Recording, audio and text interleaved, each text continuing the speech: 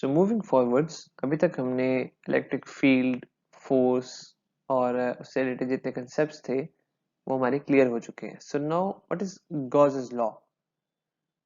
Gauss's law कहता है कि for an infinite sheet of charge the electric field is given by E equals to sigma over 2 epsilon naught. Sigma जो है that is charge density, epsilon naught is the permittivity of free space. जबकि oppositely charged plates के लिए जो E है that is sigma over simple epsilon naught without the factor of 2. So इस formula से आप देख सकते हैं कि जो oppositely charged plates हैं उनके लिए जो field है that is double than that of electric field for an infinite sheet of charge. This is relatively unimportant concept. सिर्फ इसके formulas पता होना जरूरी है and the relation between two formulas.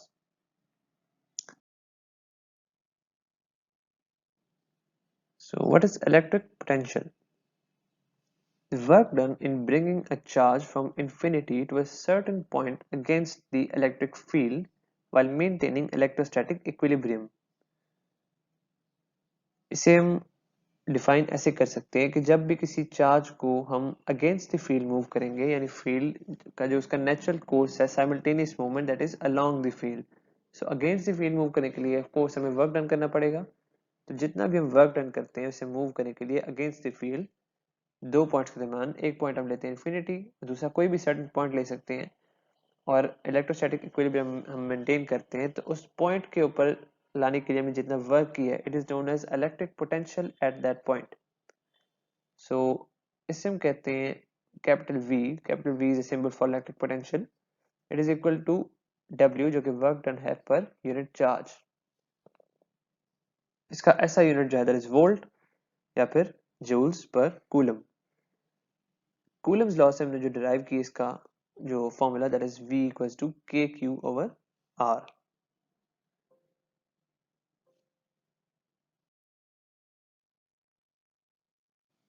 Then there is the concept of electron volts. So अभी तक हम जितनी भी एनर्जीज की बात कर चुके हैं, कहीं पे हमने उसका यूनिट जूल इस्तेमाल किया है, कहीं पे हॉर्स पावर का सॉरी डिफरेंट टाइप्स के यूनिट हम यूज किए हैं, कहीं पे इसका हमने न्यूटन मीटर यूज किया है. तो ऐसा यूनिट में इसका यूनिट अलग है, CGS में अलग है and in different units of power या डिफरेंट जगहों पे उसका यूनिट हम सेपरेट लेते हैं. So what is the unit of electrical energy in terms of unit charge? So electrostatics में जो इसका unit लेते हैं that is electron volts. So it is a unit of electrical energy. 1 electron volt is equal to 1.6 into 10 raised to power minus 19 joules. So अगर joules को हमने electron volts या फिर electron volts को joules में convert करना हो तो हम ये relation इस्तेमाल करते हैं. So it is used for energies at atomic level. यानी अगर मैं सिर्फ स्पेसिफिक एटम्स की या इलेक्ट्रॉन्स की या किसी चार्ज पार्टिकल की, स्मॉलर पार्टिकल की एनर्जी की बात करनी हो, तो क्योंकि वो नॉर्मल एनर्जी से काफी कम होती है तो उसका हम यूनिट लेते हैं electron volt. So what is capacitor and capacitance? Capacitor जो है that is a device used for charge storage, यानी चार्ज जो है उसे हम स्टोर करने के लिए जो डिवाइस इस्तेमाल करते हैं उसे हम कैपेसिटर कहते हैं.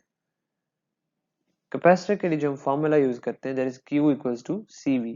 Q जो है यहाँ पे हमारा चार्ज है, C is the proportionality constant जिसे हम कैपेसिटेंस कहते हैं and V is the voltage applied या फिर potential difference. So C is the capacitance और कैपेसिटेंस जो है that is the ability to store charge, यानी कैपेसिटर की जो प्रॉपर्टी है दैट इज कॉल्ड कैपेसिटेंस, यानी कितना उसके अंदर चार्ज को स्टोर करने की एबिलिटी है. ऐसा यूनिट जो है कैपेसिटेंस की दैट इज फैरड, इसे हम कैपिटल F से लिखते हैं. Charge is stored in the form of electrostatic field, यानी एक्चुअली चार्ज पार्टिकल स्टोर नहीं होते, इसके अंदर इलेक्ट्रिक फील्ड की फॉर्म में चार्ज स्टोर रहता है. यहाँ पे आप देख सकते हैं कि एक दो पैरेलल प्लेट्स हैं, इसे हम पैरेलल प्लेट कैपेसिटर भी कहते हैं. दरम्यान में एक कोई भी मीडियम है, फॉर एग्जांपल एयर या कोई डाइलेक्ट्रिक, उसे हमने कनेक्ट किया है एक वोल्टेज सोर्स से. पॉजिटिव साइड जो है इसे आप देख सकते हैं कि यहाँ से जो प्लेट कनेक्टेड होगी इस पे पॉजिटिव चार्ज आएगा. अब ये पॉजिटिव चार्ज जो है that is that will induce negative charge on the other plate, यानी electrostatic induction जो है उससे negative charge इस पे induce हो गया. That is also maintained by the negative pole of the battery, या फिर कोई भी जो करंट का जो वोल्टेज का हमारे पास सोर्स है EMF सोर्स. सो जब तक यहाँ पे इन दोनों फेसेस के ऊपर चार्ज रहेगा that will charge will attract each other, यानी अगर हम बैटरी रिमूव भी कर देते हैं तो जो पॉजिटिव चार्ज है that will keep on attracting this negative charge और एक दूसरे को स्टोर करके रखेंगे.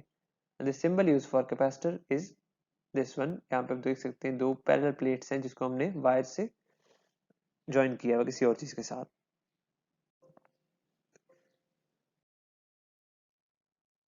So what is the formula for capacitance? Capacitance का जो formula हम यूज करते हैं that is C equals to A epsilon naught over D.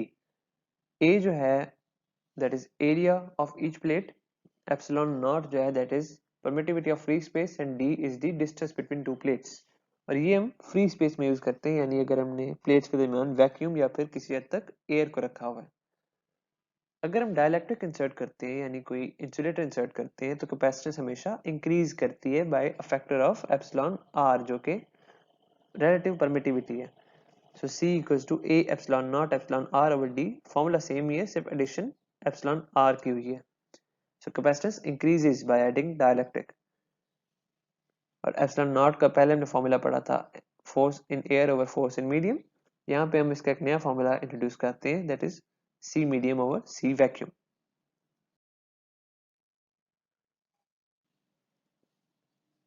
Capacitor is charged by means of which of the following phenomena? Electrostatic induction, electromagnetic induction, contact method, या फिर heating. So the correct answer is option A, electrostatic induction. So this was all about this slide. अगली slide के अंदर हम capacitance की जो different comparisons हैं यानी इसके relation जो हैं हम वो compare करेंगे. Thank you.